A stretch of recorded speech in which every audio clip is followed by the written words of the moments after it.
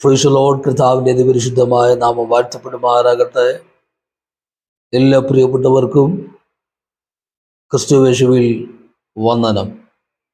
യെഹെസ്കേൽ പ്രവചനം 31 അധ്യായം അതിൻ്റെ 8 വാക്യം. ദൈവത്തിൻ്റെ തോട്ടത്തിലെ ദേവദാരുക്കൾക്ക് അതിനെ മറപ്പാൻ കഴിയില്ല. സരള വൃക്ഷങ്ങൾ അതിൻ്റെ കൊമ്പുകളോട് തുല്യമായിരുന്നില്ല. അരികിൽ വൃക്ഷങ്ങൾ അതിൻ്റെ ചില്ലകളോട് ഒത്തിരുന്നില്ല. ദൈവത്തിൻ്റെ തോട്ടത്തിലെ ഒരു വൃക്ഷവും ഭംഗിയിൽ അതിനോട് സമമായിരുന്നില്ല. ലെബാനോനിലെ ദേവദാരുക്കളോട് താരതമ്യപ്പെടുത്തുമ്പോൾ അരിഞ്ഞിൽ വൃക്ഷങ്ങൾ അതിൻ്റെ ചില്ലകളോട് തുല്യമായിരുന്നില്ല എന്ന് യെഹെസ്കേൽ പ്രവചനം 31 അധ്യായം 8 വാക്യത്തിൽ നാം വായിക്കുകയാണ്. ഉൽപ്പത്തി പുസ്തകം 30 അധ്യായം 37 വാക്യം വായിക്കുമ്പോൾ നമുക്ക് കാണുവാൻ കഴിയുന്നത്, യാക്കോബ് പുന്നമരത്തിൻ്റെയും ബദാം വൃക്ഷത്തിൻ്റെയും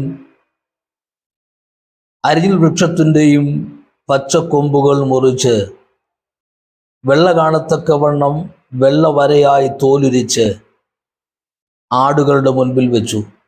അനന്തരം ആടുകൾ വരയും പുള്ളിയുമുള്ള ആടുകൾ പ്രസവിച്ചു എന്ന് തിരുവെഴുത്തിൽ വായിക്കുകയാണ്. ചില മലയാള പരിഭാഷകളിൽ അരിഞ്ഞിൽ വൃക്ഷത്തിന് കസ്താനിയ കോട്ട എന്നാണ് എഴുതിയിരിക്കുന്നത്. ഇംഗ്ലീഷ് പരിഭാഷയിൽ ചെസ്നട്ട് ട്രീ എന്ന് കാണുവാൻ കഴിയുന്നു. ഇത് കസ്താനിയ സറ്റൈവ എന്ന ശാസ്ത്രനാമമുള്ള യൂറോപ്യൻ ചെസ്നട്ട് ആണെന്ന് കരുതപ്പെടുന്നു, അഥവാ സ്വീറ്റ് ചെസ്നട്ട് ആണെന്ന് അനുമാനിക്കപ്പെടുന്നു. 80 അടിയോളം ഉയരത്തിൽ വളരുന്ന ഒരു വൃക്ഷമാണ് അരിഞ്ഞിൽ വൃക്ഷം. ഇതിൻ്റെ വിത്തുകൾ സ്വാദിഷ്ടവും പോഷക ഗുണമുള്ളതുമാണ്. ഇതിൻ്റെ ഇലകൾക്ക് ഔഷധ ഗുണമുണ്ട്.